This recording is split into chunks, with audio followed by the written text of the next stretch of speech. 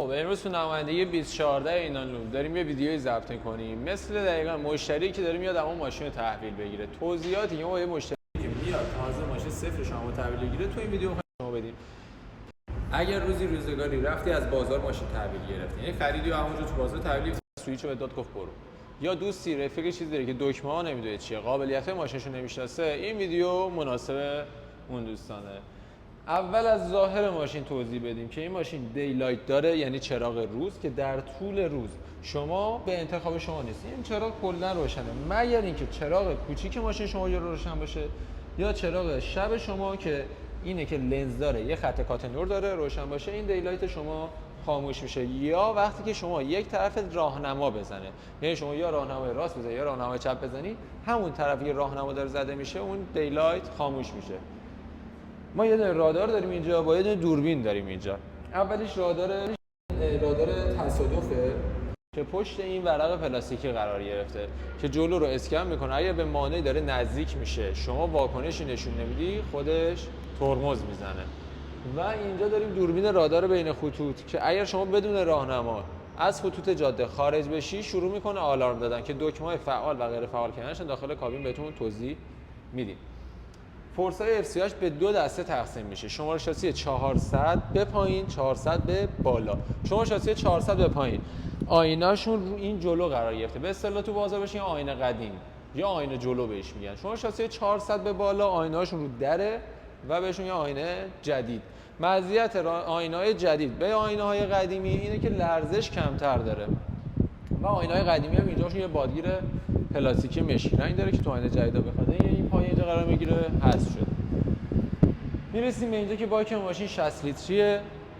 خیلی از دوستان براشون سوال پیش میاد که این چیه؟ کنیستر باک خودرو و اینکه باک هیچ عنوان قابل تغییر نیست. یک از لحاظ فنی، دومین موضوع از لحاظ گارانتی خودرو یک موتور 2 لیتری با تکنولوژی میتسوبیشی ژاپن روش نصبه، تنفس طبیعیه و اینکه 139 اسب بخار قدرت و 196 نیوتن متر هم گشت آور داره با یک گیروبکس DAE مد شده که از طریق این گاردون انتقال داده میشه به دیفرانسیل عقب. متاسفانه توی سایت باما این ماشین از روز اولی که اومد دیفرانسیل جلو معرفی شد که برخلاف این موضوع اصلا ماشین باری توی همچین توناژی توی همچین ابعادی اصلا منطقی نیست بخاطر دیفرانسیل جلو باشه. چرخ‌های عقب به صورت جفت کنار هم دیگه قرار گرفته. یه سری دوستان گفتن چرخ‌ها چه سایزش کوچیکه، اگر بخواد سایز چرخ بزرگتر باشه به کاربری شما این لاستیک گیر میکنه، یعنی اگه بخوام جوشه باید ما مثل نیسان روی ماشین یه پالونی قرار بدیم چون که فلت باشه، بارخور بیشتری داشته باشه، پرتی فضا نداشته باشه، چرخ‌ها سایزش کوچیک‌تر شده و به صورت جفت کنار هم دیگه قرار گرفته. شما وقتی که ماشین رو به صورت شاسی تحویل میگیرید این دیاق و این سپر به صورت موقت روی ماشین شما قرار گرفته، یعنی این چراغ از اینجا باز میشه، دوربین دنده عقب از اینجا باز میشه، این لامپ پلاک چراغ پلاک از اینجا باز میشه، اینا رو هم در میارید، این دیاق رو هم باز میکنید. کاربریتون که روش قرار گرفت یه حدود 20 سانت میتونید بیاید عقب‌تر، مجاز راهبره 20 سانت بیاید عقب‌تر کاربریتون نصب بکنید. سپر هم که 100% باید باز بکنید مگر اینکه به سلیقه خودتون باز نکنید. روزی خدای نکرده اگه پنچر کردید، هر مشکل پیش اومد، زاپاستون خواستی استفاده بکنید، آچاری که توی ماشین آچار شرقی تحویلتون داده شده رو میندازید به اینجا میچرخونید و مثل اکثر وانت‌ها این زاپاس میاد پایین.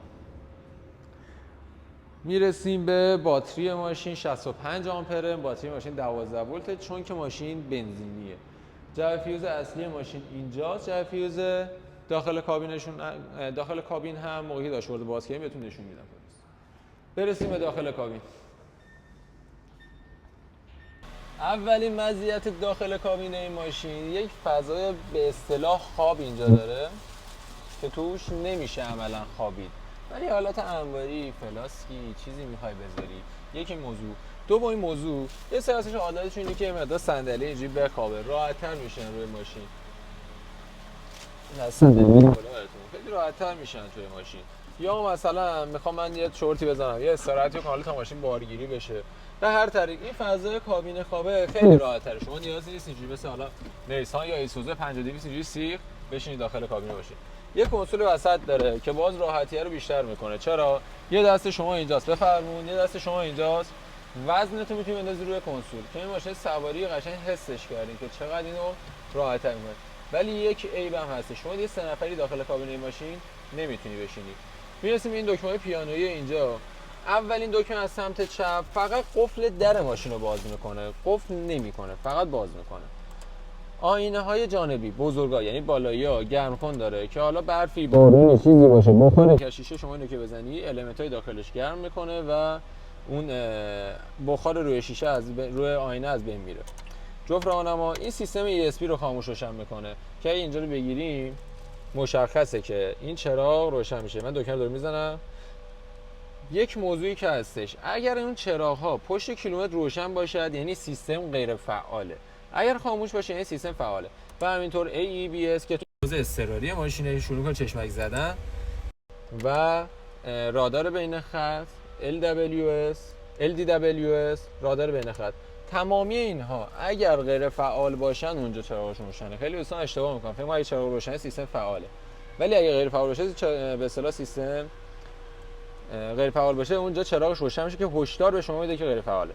اولین موضوع کولر این ماشین، به اصطلاح سیستم تهویه این خودروه که ما از اینجا میایم روشن میکنیم. کمپرسور این دکمه رو از وسط فشار بدیم، حالا از اینجا دما رو میتونیم تعیین بکنیم، بخاری یا کولر. و از اینجا میتونیم حالتی که از کجای به اصطلاح از کدوم دریچه بخواد خروجی هوا رو داشته باشه، تغییرها رو از این میتونیم بدیم. و وقتی اینجا تغییر میدی روی مانیتور هم به اصطلاح ببینید اینجا به شما نشون میده. اوکی، چون که این به اصطلاح مانیتوری نداره، روی مانیتور مولتی مدیای خود اصلی ماشینشون شما از اینجا نمیتونید اینو تغییر بدید، فقط میتونید ببینید. اینم از این موضوع. یه فضای کوچیکی اینجا داره که این نوع ما ورش داریم، شما میتونید مدارکی چیزی خاصی، حالا اگه اتاق مستقل باشه کلیدی هر چیزی میتونید اینجا قرار بدید. بابت USB ماشین، USB ما خود پنل نمیبینیم، یه درپوش اینجا داره که این لاستیک درپوش شما به این صورته، دستو که اینجوری بندازی بلند میشه و میتونی USB اینجا بذاری. USB که اینجا گذاشتی میاد اینجا از طریق ویدیو، اگه بهش کانکت بشه ویدیویی حالا فیلمی هر چیزی موزیک ویدیویی باشه میتونی از اینجا ببینی، یا اگه توش هم موزیک باشه از این طریق میتونی ببینی. اینا هیچ کدومشون فندک نداره، فندکی داره با درپوش، هیچ کدوم از FC8 ها فندک روشون نیست. داخل داشبورد ماشین یه دستگاهی هستش، همتون احتمالاً دیدید، بعضی ما شروع میکنه به بوق زدن، میشه سیستم تاخوگراف یا سپهتر که اگه دست بندازیم پشت یه مقدار سخت هستش، ولی فیشش از این پشته، میتونید شما غیر فعالش بکنید. فیوز داخل کابین ماشین خدمتتون عرض کردم، گفتم داخل ماشین رفتیم بتونید این داشبورد رو باز بکنید، پشت داشبورد. اینم از این موضوع. یک کنسول اینجا داریم ما، چرا سقف از اینجا میتونید شما خاموشش هم بکنید. و فرمون رو هم اینجا بیای من بیا داخل کابین، من فرمونم نشون بدم. فرمونم اینجا یه اهرم داره که اینو بکشی، فرمون جلو عقب میتونی تنظیم بکنی، تو و بیرون نمیشن فرمون FC8، فقط جلو عقب قابل تنظیمه. میام اینجا روی کیلومتر خودرو، شما با دکمه سمت چپ با این یه مقدار اینجا با این چپیه شما فقط میتونی سلکت بکنی که چی رو میخوای تغییر بدی، با راستی شما میتونی تغییر رو انجام بدی. حالا مثلا ما میایم روی اینجا میتونیم ببینیم سرعتی که در لحظه‌مون چقدره، میتونیم ببینیم ولتاژ باتری در لحظه چقدره. دوباره با چپیه میتونیم بیایم بریم رو انتخاب بعدیمون که بیایم نور صفحه کیلومتر رو تغییر بدیم. ساعت رو میتونیم تغییر بدیم، اینجا ساعت رو که به اصطلاح ساعت رو تغییر بدیم، خواستیم بریم رو دقیقه یه مقدار باید صبر کنیم تا خودش سلکت میکنه رو بعدی. حالا اینجا دقیقه رو میتونیم تغییر بدیم، اینجا میتونیم تریپ رو صفر بکنیم. این از این موضوع. روی فرمون دکمه‌های سمت چپ ما مرتبط به تنظیمات مولتی مدیا، صدا زیاد کم. این الان موضوع بهش برسیم. ما روی خود مولتی مدیامون دکمه‌ای نداریم برای کم و زیاد کردن صدا. از اینجا اینو باید بزنیم صدا رو کم یا زیاد بکنیم، یا رو فرمون برای نور مولتی مدیا به این صورته و برای خاموش روشن کردنش هم این دکمه رو که بزنیم دوباره روش بزنیم روشن میشه. باز اینجا مود رو داریم، میتونیم حالتش رو تغییر بدیم، اینجا میتونیم بریم جلو بریم عقب. سمت راست فرمونمون اگه با بلوتوث به مولتی مدیا وصل باشیم، دکمه بالایی اگه تماس با اون گرفته با دکمه بالایی میتونید تایید بکنیم یا رد بکنیم. این سه تا دکمه مرتبط به کروز کنترل. این ماشین گاز درجا نداره مثل 6 تن و 8 تن و 19 تن و بره بالاتر. توی 6 تن و 8 تن اینا ما از این دکمه‌مون به عنوان گاز درجا میتونیم استفاده کنیم، ولی توی ماشین چون نداریم این فقط به عنوان کروز کنترلمونه. در حال حرکت که باشیم سرعت 40 تا بالاتر که باشه، این پایین که قرار میگیره دکمه ست رو که اینو بزنیم، این پایینی که نگه داریم سرعت خودرو ست میشه. 50 تا سرعتمون 60 تا 70 تا هر عددی که هستش روش ست میشه و شما از این دکمه میتونید باز دوره سرعت بالا پایین بکنیم به صورت عددی. میرسیم به این ور که اینجا این روی درمون یه دکمه داریم برای به اصطلاح قفل کودک به اصطلاح بهش میگیم که شیشه سمت شاگرد در دکمه اونور بالا پایین نشه. از اینجا هم تنظیم ارتفاع کاسه چراغ رو داریم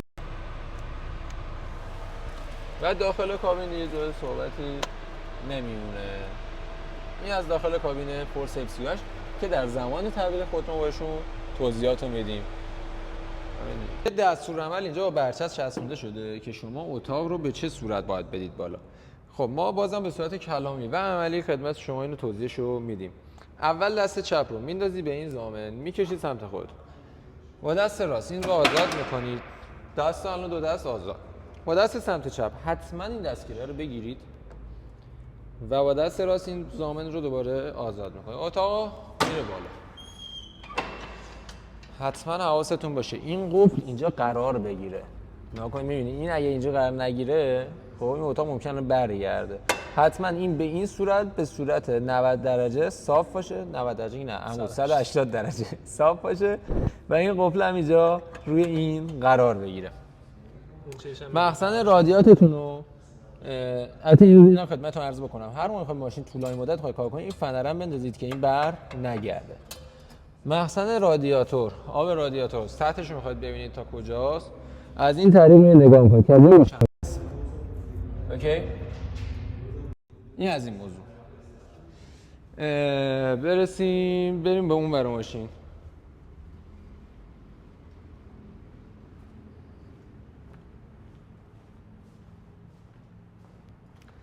گیج روغن خودرو اینجاست.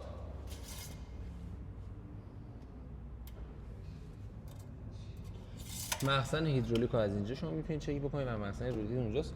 شماره موتور ماشین این پایینه، از اینجا باید نگاه بکنید پیداش میکنید.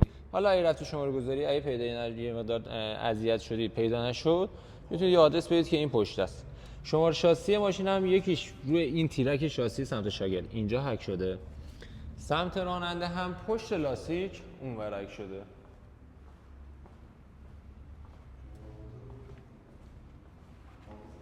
اینجا هک شده و در آخر شما مخزن روغن ترمزتون رو این قاب رو که اینجا در بیارید از اینجا میتونید فول بکنید. روغن ترمز زرد هم میخواد و بالعکس اون ورش رو هم مخزن شیشه شورتونه. و یک مزیتی که این ماشین داره نسبت به بقیه رقباش صندلی وزنه ایشه که شما از طریق این که روش عدد هم داره میتونید وزنتون رو تنظیم بکنید. 80 کیلویی 70 کیلو هر وزنی که دارید تنظیم بکنید. بر اساس این میاد صندلی شما مثل مکانیزم صندلی بادی عمل میکنه. و در آخر خودرو 250,000 تا یا 3 سال گارانتی داره. سرویس اولیه 5000 تا. هر سرویس شما 1000 تا پایین‌تر 1000 تا بالاتر میتونید تشریف بیاری. روی F38 سرویس ها هر 5000 تا 5000 تاست. سرویس اولیه‌تون یا 5000 تا یا 3 ماه بعد از تاریخ سند خودروتونه. چی؟